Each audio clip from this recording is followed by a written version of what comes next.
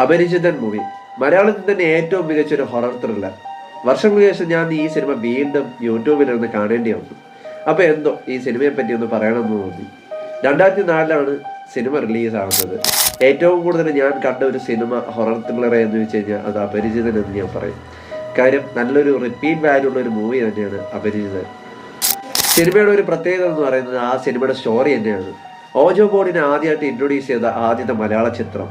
അതുപോലെ തന്നെ അതിൻ്റെ സ്ക്രിപ്റ്റ്, മലയാളത്തിൽ ഇങ്ങനെ ഒരു സ്ക്രിപ്റ്റ് ഇത് ആദ്യമായിട്ടായിരിക്കും വന്നിട്ടുള്ളത്.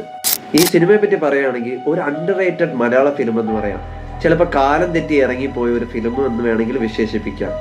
ഇന്നാണ് ഈ സിനിമ ഇറങ്ങിയിരുന്നെങ്കിൽ ഒരുപാട് ചർച്ച ചെയ്യപ്പെടേണ്ട ഒരു സിനിമ തന്നെയായിരുന്നു. നല്ല രീതിയിൽ കളക്ഷൻ നേടിയെടുക്കാൻ പറ്റിയ ഒരു സിനിമ തന്നെയായിരുന്നു നമ്മുടെ ബ്രഹ്മയുഗം പോലെ, ഭൂതകാലം പോലെയൊക്കെ. സിനിമയുടെ ഒരു പ്രത്യേകത എന്ന് പറയുന്നത് എനിക്ക് പേഴ്സണലി ഫീൽ ചെയ്യാന്ന് വെച്ചാൽ ഇതിനകത്തൊരു യാത്ര പോകുന്നുണ്ട് നെല്ലിയാമ്പതിയിലേക്ക്. അവിടം തൊട്ട് ഈ സിനിമ നമ്മളെയും ഇൻക്ലൂഡ് ചെയ്യിപ്പിച്ച് നമ്മളും അവരിൽ ഒരാളായിട്ട് ഇങ്ങനെ നമ്മളെ കൊണ്ടുപോകുന്നവരെ തോന്നിയിട്ടുണ്ട് എനിക്ക്.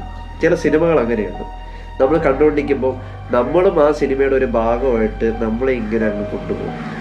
ആ ഒരു പ്രത്യേകത ഈ അപരിചിതൻ എന്ന് പറയുന്ന സിനിമയ്ക്കകത്തുണ്ട്. 90 കിഡ്സിനെ സംബന്ധിച്ച് ഒരുപാട് നൊസ്റ്റാൾജി ചെയ്യുന്ന ഒരു ഫിലിം തന്നെയാണ് അപരിചിതൻ. മറ്റൊന്നുമല്ല, ഓജോ ബോർഡ് എന്താണെന്ന് മനസ്സിലാക്കി തന്ന ഒരു ഫിലിം. ഈ സിനിമ ഇറങ്ങിയതിന് ശേഷമാണ് ഓജോ ബോർഡ് എന്താണെന്ന് മനസ്സിലാക്കുകയും അത് ഒരു തവണയെങ്കിലും ട്രൈ ചെയ്തിട്ടുള്ള വ്യക്തികൾ തന്നെയായിരിക്കും 90 കിഡ്സിലെ കുറച്ച് പേരെങ്കിലും.